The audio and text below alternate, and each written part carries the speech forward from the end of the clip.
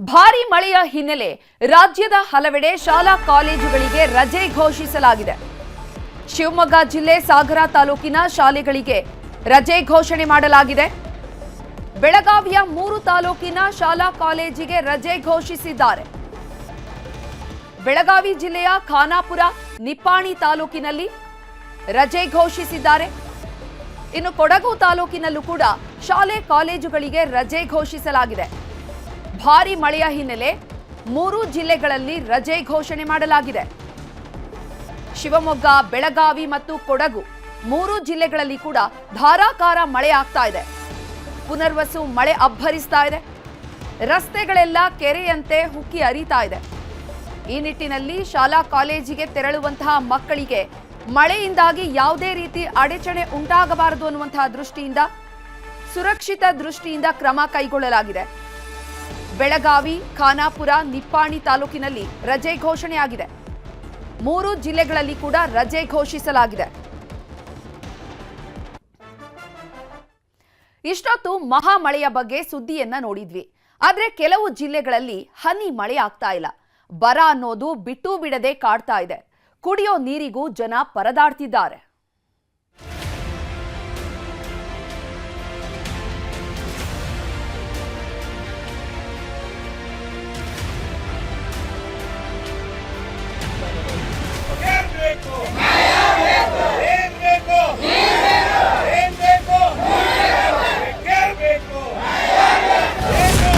ಅಲ್ಲಲ್ಲಿ ಹುಚ್ಚೆದ್ದು ಹರಿತಿವೆ ಹೊಳೆ. ಕೆಲವು ಕಡೆಗಳಲ್ಲಿ ಬೀಳ್ತಿಲ್ಲ ಹನಿ ಮಳೆ. ರಾಜ್ಯದಲ್ಲಿ ಮುಂಗಾರು ಮಳೆ ಕಣ್ಣಾಮುಚ್ಚಾಲೆ ಆಡ್ತಿದೆ. ಒಂದ್ ಕಡೆ ಮುಂಗಾರಿನ ಅಬ್ಬರಕ್ಕೆ ನದಿಗಳು ಉಕ್ಕಿ ಹರಿತಾ ಇದ್ರೆ, ಇನ್ನೂ ಕೆಲವು ಕಡೆ ಬರದ ಭೀಕರತೆ ತಾಂಡವವಾಡ್ತಿದೆ. ಮುನಿಸಿಕೊಂಡ ಮಳೆರಾಯ ಮನಸ್ಸು ಮಾಡ್ತಿಲ್ಲ. ಜುಲೈ ತಿಂಗಳು ಶುರುವಾದ್ರೂ ಹನಿ ಮಳೆ ಆಗ್ತಿಲ್ಲ. ಗದಗ ಜಿಲ್ಲೆಯಲ್ಲಿ ಮಳೆರಾಯ ಕೃಪೆ ತೋರ್ತಿಲ್ಲ. ಯಾವಾಗ ಮಳೆ ಬರುತ್ತೆ ಅಂತ ಕಾದು ಕಾದು ರೈತರು ಸುಸ್ತಾಗಿ ಹೋಗಿದ್ದಾರೆ. ಕಳೆದೊಂದು ತಿಂಗಳಿನಿಂದ ಮಳೆಯೇ ಆಗದೆ ರೈತರ ಪರಿಸ್ಥಿತಿ ಶೋಚನೀಯವಾಗಿದೆ. ಜಿಲ್ಲೆಯಲ್ಲಿ 34% ಮಳೆಯ ಕೊರತೆ ಎದುರಾಗಿದ್ದು, ಮುಂಗಾರು ಪೂರ್ವ ಮಳೆಯಲ್ಲಿ ಬಿತ್ತನೆ ಮಾಡಿದವರು ಕಣ್ಣೀರಿಡ್ತಿದ್ದಾರೆ. ಹೆಸರು, ಮೆಣಸಿನಕಾಯಿ, ಮೆಕ್ಕೆಜೋಳ, ಶೇಂಗಾ ಬೆಳೆ ಚಿಗುರೊಡೆದಿದೆ. ಆದರೆ ಬೆಳೆ ಮೇಲೇಳೋದಕ್ಕೆ ಹನಿ ಮಳೆ ಆಗ್ತಿಲ್ಲ. ಹೀಗಾಗಿ ಬೆಳೆಗಳೆಲ್ಲ ಒಣಗೋದಕ್ಕೆ ಶುರುವಾಗಿದ್ದು, ಸಾಲ ಮಾಡಿದವರು ಕಣ್ಣೀರಿಡ್ತಿದ್ದಾರೆ. ಗದಗ ನಗರದ ಹೊರವಲಯದಲ್ಲಿರ್ತಕ್ಕಂಥ ಹೆಸರು ಬೆಳೆದಂಥ ಒಂದು ಜಮೀನಲ್ಲಿ ಕೂಡ ಇದೆ. ಈ ಒಂದು ಗದಗ ಭಾಗದಲ್ಲೂ ಕೂಡ ವಾಣಿಜ್ಯ ಬೆಳೆಯಾಗಿ ಈ ಒಂದು ಹೆಸರನ್ನು ಕೂಡ ಬೆಳೀತಾರೆ. ಯಾಕಂದರೆ ಪ್ರಮುಖ ಬೆಳೆಯಾಗಿ ಕೂಡ ಬೆಳೀತಾರೆ. ಬೆಳೆದಂಥ ಬೆಳೆಯು ಕೂಡ ಈ ವರ್ಷ ಯಾವುದೇ ರೀತಿ ಬೆಳೆ ಕೂಡ ಬರದೇ ಇರುವಂಥ ಪರಿಸ್ಥಿತಿ ಕೂಡ ಈಗ ನಿರ್ಮಾಣವಾಗಿರುತ್ತೆ. ಯಾಕಂದರೆ 1.5 ತಿಂಗಳಾಯಿತು ಈ ಒಂದು ಬೆಳೆಯನ್ನು ಬೆಳೆದು ಹೆಸರು. ಆದರೆ ಇದು ಈಗ ಹೂವು ಮತ್ತು ಕಾಯಿ ಬಿಡಬೇಕಾಗಿತ್ತು. ಆದರೆ ಯಾವುದೇ ರೀತಿ ಒಂದು ಹೂವು ಕೂಡ ಬಿಟ್ಟಿಲ್ಲ, ಕಾಯಿ ಕೂಡ ಬಿಟ್ಟಿಲ್ಲ. ಈ ರೀತಿಯಾದಂತಹ ಪರಿಸ್ಥಿತಿ ಕೂಡ ಈಗ ರೈತರಿಗೆ ಬಂದು ಒದಗಿರುವಂಥದ್ದು. ಯಾದಗಿರಿ ಜಿಲ್ಲೆಯಲ್ಲಿ ಮಳೆ ಅನ್ನೋದೇ ಮಾಯವಾಗಿದೆ. ಶಹಾಪುರ ತಾಲೂಕಿನ ಚಟ್ನಳ್ಳಿ ಗ್ರಾಮದಲ್ಲಿ ಮುಂಗಾರು ಸಂಪೂರ್ಣ ಕೈಕೊಟ್ಟಿದೆ. ಹೀಗಾಗಿ ರೈತರು ಸಾವಿನ ಹಾದಿ ಹಿಡಿತಿದ್ದಾರೆ. ಮಲ್ಲಿಕಾರ್ಜುನ್ ಅನ್ನೋರು 8 ಎಕರೆ ಭೂಮಿಯನ್ನ ಲೀಸ್ಗೆ ಪಡೆದು ಹತ್ತಿ ಬಿತ್ತನೆ ಮಾಡಿದ್ರು. ಬೆಳೆ ಕೂಡ ಚೆನ್ನಾಗಿ ಬೆಳೆಯೋ ಸೂಚನೆ ಸಿಕ್ಕಿದೆ. ಆದರೆ ಮಳೆಯಾಗ್ತಿಲ್ಲ. ಹೀಗಾಗಿ ಚಿಗುರೊಡೆಯೋದಕ್ಕೂ ಮೊದಲೇ ಹತ್ತಿ ಒಣಗೋದಕ್ಕೆ ಶುರುವಾಗಿದ್ದು, ಕ್ರಿಮಿನಾಶಕ ಸೇವಿಸಿ ಆತ್ಮಹತ್ಯೆಗೆ ಯತ್ನಿಸಿದ್ದಾರೆ.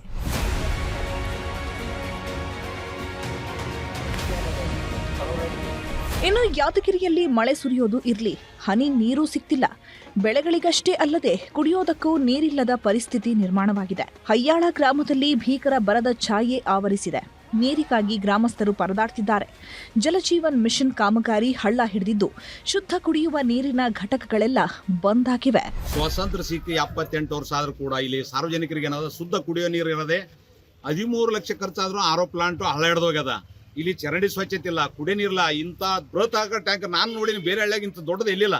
ಅಂಥ ದೊಡ್ಡದು ಕಟ್ಟಿದ್ರೆ ಇಲ್ಲಿ ನೀರು ಸರಬರಾಜು ಇಲ್ಲ ಅಂದ್ರೆ ಇವರು ಬಡವರು, ಕಡು ಬಡವರು, ಕೃಷಿ ಕೂಲಿ ಕಾರ್ಮಿಕರು ದಿನನಿತ್ಯ ಕೂಲಿ ಮಾಡಬೇಕು, ಹೊಲಕ್ಕೆ ಹೋಗ್ಬೇಕು, ಉಂಡ್ರೆ ಹೊಟ್ಟೆ ತುಂಬುತ್ತೆ. ಇಲ್ಲಂದ್ರಲ್ಲ ಮತ್ತೆ ಇದು ಕೆಲಸ ಯಾರು ಮಾಡ್ಬೇಕು? ಗ್ರಾಮ ಪಂಚಾಯತ್ ಪಿಡಿಒ ಕತ್ತೆ ಕೈತಾರ?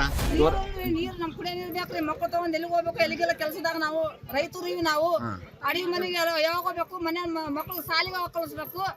ಓಡಿ ಆದ್ರ ನೀರ್ ಬಿಡಂಗಿಲ್ಲ. ಕೊಡ ತಗೊಂಡವ್ರು ಹೋಗಿ ಮುಂದಕ್ಕೆ ಮಾಡಕಂತಾರ ಅವರು.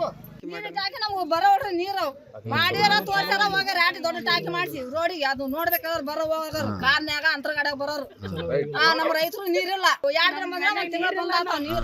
ರಾಯಚೂರಲ್ಲಿ ಒಂದ್ ಕಡೆ ಮಳೆ ಆಗ್ತಿಲ್ಲ ಅನ್ನೋ ಚಿಂತೆ, ಮತ್ತೊಂದ್ ಕಡೆ ಮೊಸಳೆಗಳ ಕಾಟ. ಕೃಷ್ಣಾ ನದಿ ಒಡಲು ಒಣಗಿ ಹೋಗ್ತಿರೋದ್ರಿಂದ ಮೊಸಳೆಗಳು ಊರಿಗೆ ನುಗ್ಗೋದಕ್ಕೆ ಶುರುವಾಗಿವೆ. ಡಿರಾಂಪುರ, ಬುರ್ದಿಪಾಡ, ಕುರುಬಾಪುರ, ಕುರುಬಾಕುರ್ದ, ಆತ್ಕೂರುಗಳಲ್ಲಿ ಮೊಸಳೆ ಕಾಟ ಶುರುವಾಗಿದೆ. ಹೀಗಾಗಿ ಅಲ್ಲಲ್ಲಿ ಎಚ್ಚರಿಕೆ ಫಲಕಗಳನ್ನು ಹಾಕಲಾಗಿದೆ.